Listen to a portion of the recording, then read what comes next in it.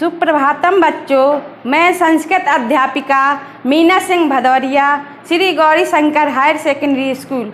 आज मैं आपको समास परिचय समझाऊंगी। समास परिचय। समास का अर्थ।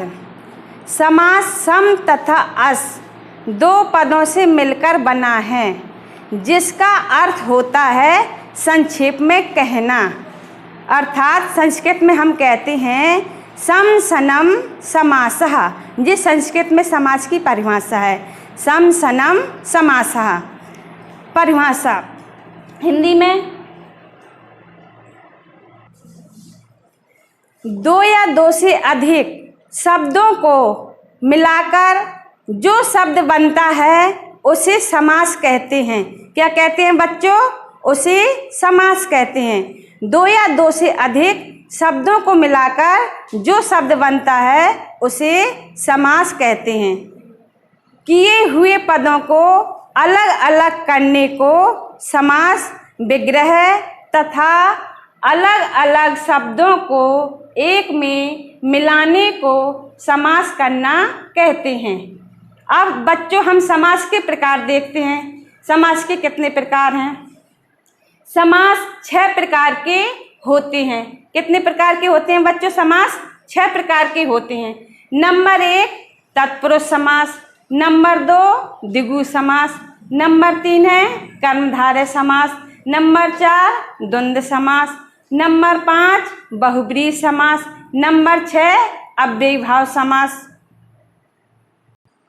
बच्चों अब हम नंबर 1 तत्पुरुष समास की परिभाषा देखते हैं। संस्कृत में तत्पुरुष समास की परिभाषा।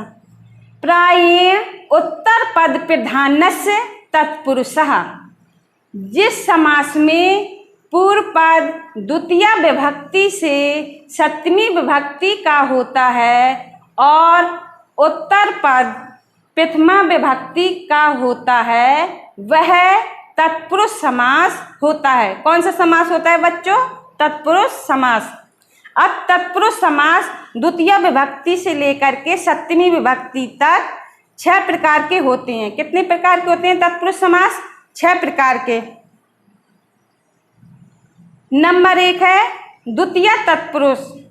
इसमें पहला पद द्वितीय विभक्ति का होता है और समास अवस्था में उसका लोप हो जाता है। जब हम समास करते हैं समास की अवस्था में तो ये द्वितीय विभक्ति का जो चिन्ह है तो उसका लोप हो जाएगा। जैसे ग्रामम गता, समास करने पर हो जाएगा ग्राम गता।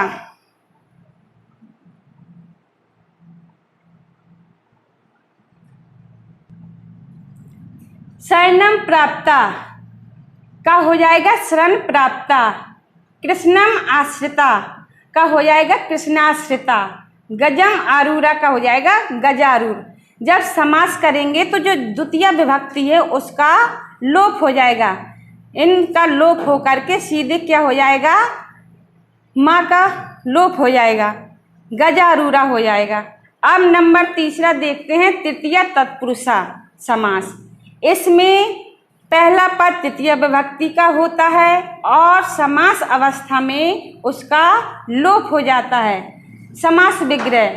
समासिक पद मदीन रहिता का हो जाएगा मद रहिता। ज्ञानीन शून्य का हो जाएगा ज्ञान शून्य। विद्याहीना का हो जाएगा विद्याहीना। बच्चों अब हम चतुर्थी तत्पुरुष देखते हैं। इसमें पहला पद चतुर्थी विभक्ति का होता है तथा समास अवस्था में उसका लोप हो जाता है। जैसे दानाय पात्रम का हो जाएगा दान पात्रम, दीनाय दानम का हो जाएगा दीन दानम, भूतेभ्य बलि का हो जाएगा भूत बलि। बच्चों हम पंचमी तत्पुरुष समास देखते हैं।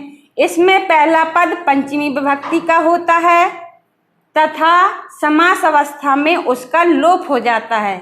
जैसे रोगात मुक्ता का हो जाएगा रोग मुक्ता। समास अवस्था में जो पंचमी विभक्ति का है ता इसका लोप हो जाएगा तो हो जाएगा रोग मुक्ता। पथात भ्रष्टा का हो जाएगा पथ भ्रष्टा। चौरात भयम का हो जाएगा चौर भयम। वृक्षात पतिता का हो जाएगा वृक्ष पतिता। अब बच्चों हम षष्ठी तत्पुरुष देखते हैं। इसमें पहला पद षष्ठी विभक्ति का होता है तथा समास अवस्था में उसका लोप होता है। जैसे ईश्वरस भक्ता, इसका समास होगा ईश्वर भक्ता। विद्याया आलया, इसका समास होगा विद्यालया। परेशान उपकारा, इसका समास होगा परोपकारा। बच्चों अब हम सप्तमी तत्पुरुष देखते हैं। इसमें पहला पद सप्तमी विभक्ति का होता है तथा समास अवस्था में उसका लोप होता है। कार्य कुशला का हो जाएगा कार्य कुशला। जले मग्ना का हो जाएगा जलमग्ना। सभायाम पंडिता का हो जाएगा सभा पंडिता। नंच तत्पुरुष भी एक तत्पुरुष समास का भेद होता है। अब हम नंच तत्पुरुष और ये उपपद तत्पुरुष ये अलग से भेद होते हैं तत्पुरुष समास के। तो नंच तत्पुरुष समास देखते हैं बच्चों।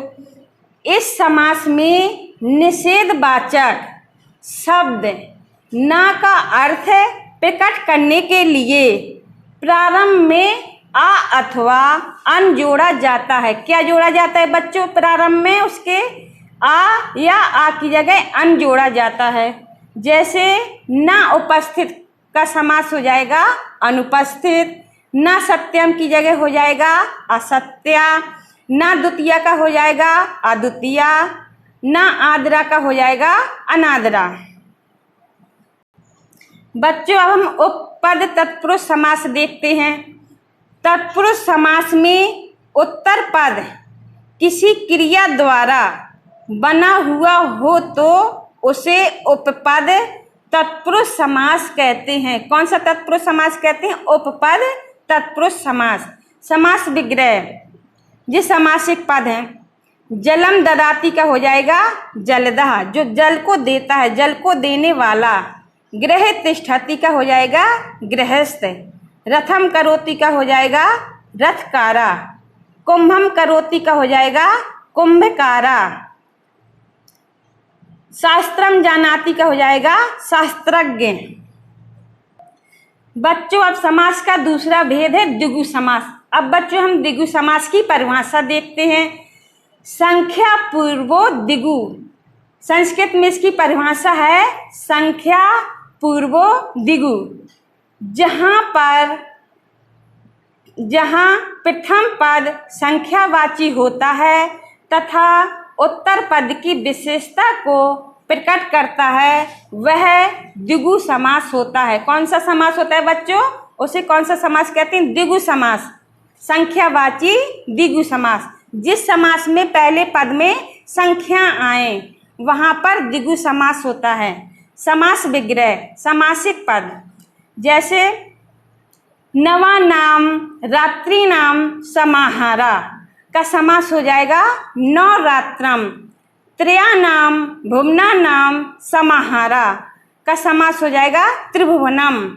पंचा नाम पात्रा नाम समाहारा का हो जाएगा पंचपात्रम।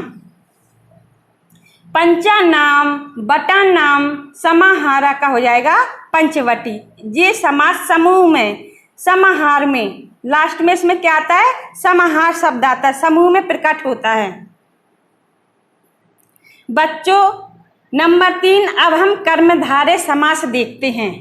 इसकी परिभाषा सा चा असौ कर्मधारयः, जहाँ प्रथम पद विशेषण या उपमान होता है तथा दूसरा पद विशेष या उपमेय होता है, वहाँ कर्मधारय समास होता है। कौन सा समास होता है? कर्मधारय समास होता है।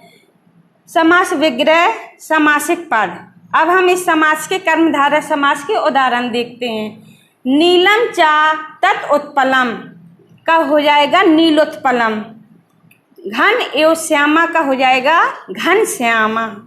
महान चा सौ देवा का हो जाएगा महादेवा। श्वेत कृष्णा का हो जाएगा श्वेत कृष्णा। इसमें विशेषता बताई गई है। पहले पद में विशेषता बताई गई है, संज्ञा शब्दों की विशेषता बताई गई है। इस समास में, कर्मधारय समास में विशेष की विशेषता बताई गई है, इसलिए यहाँ पर कौन सा समास है बच्चों? कर्मधारय समास। ये संज्ञा शब्द हैं और ये उनकी विशेषता बताई गई है। बच्चों नंबर 4 अब हम द्वंद्व समास देखते हैं। परिभाषा: उभय पदार्थ प्रधानो द्वंद्वः। इस समास में किसी पद प्रधान, इस समास में सभी पद प्रधान होते हैं। द्वंद्व समास के सभी पद प्रधान होते हैं, दोनों पद प्रधान होते हैं। पहला पद भी प्रधान होता है और बाद का पद भी प्रधान होता है, और 2 या 2 से अधिक संज्ञा शब्द विग्रह की दशा में 4 शब्द से जुड़े रहते हैं। संस्कृत में 4 शब्द से जुड़े रहते हैं और हिंदी में और शब्द से जुड़े रहते हैं। द्वंद्व समास में हिंदी में बीच में योजक शब्द लगा देते हैं उसकी समास करने पर, और जब उसको अलग अलग करते हैं तो और लगा देते हैं। संस्कृत में उसकी जगह चा लगाते हैं। क्या लगाते हैं बच्चों? चा। समास विग्रह, ये समासिक पद हैं। रामस्य लक्ष्मणस्य का हो जाएगा राम लक्ष्मणौ। माता चा पिता चा का हो जाएगा पितरौ या माता पितरौ। दोनों भी लिख सकते हैं, पितरौ भी लिख सकते हैं और माता पितरौ भी लिख सकते हैं। हरिश्चा हरश्चा का हरिहरौ हो जाएगा। शिवस्य केशवस्य की जगह हो जाएगा शिव केशवौ। हेमंतस्य शिशिरस्य वसंतस्य की जगह समास हो जाएगा हेमंत शिशिर वसंतः। बच्चों ये द्वंद्व समास हो गया। अब हम नंबर 5 बहुब्रीहि समास देखते हैं। बच्चों नंबर 5 बहुब्रीहि समास। परिभाषा: अन्य पदार्थ प्रधानो बहुब्रीहि। जहाँ समासिक पदों से किसी अन्य का बोध होता है वहाँ बहुब्रीहि समास होता है। कौन सा समास होता है बच्चों? बहुब्रीहि समास। जिस समास में अन्य पद की प्रधानता होती है, जिस समास में न पहला पद प्रधान होता है न दूसरा पद प्रधान होता है, कोई तीसरे पद की ओर इशारा होता है, वहाँ पर कौन सा समास होता है? बहुब्रीहि समास होता है। समास विग्रह, समासिक पद। पीतम अम्बरम यस्य सा का समास हो जाएगा पीताम्बरा। इसमें तीसरे पद की ओर इशारा किया गया है। पीले वस्त्र हैं जिसके, अर्थात विष्णु भगवान, उसका समास होगा पीताम्बरा। चंद्रशेखरे यस्य सा का हो जाएगा समास चंद्रशेखरा। बच्चों नंबर 6 अब हम अव्ययी भाव समास देखते हैं। परिभाषा: पूर्व पदार्थ प्रधानो अव्ययी भावा। जहाँ प्रथम पद प्रधान तथा अव्यय होता है और द्वितीय पद संज्ञावाचक होता है, वहाँ अव्ययी भाव समास होता है। उदाहरण: समास विग्रह समासिक पद। शक्तिम अनतिक्रम का समास विग्रह समास हो जाएगा, इसका विग्रह का समास हो जाएगा यथा शक्ति। मच्छिकाणाम अभावा का समास हो जाएगा निर्मच्छिकम। गंगाया समीपम का हो जाएगा उपगंगम। बच्चों आज हमने संस्कृत में समास पढ़े हैं। आशा करती हूँ कि आपको समझ में आ गया होगा। इससे संबंधित PDF आपको भेज देंगे, उसे पढ़कर नोट्स बनाइए, क्योंकि इससे संबंधित प्रश्न परीक्षा में पूछे जाएंगे। धन्यवाद।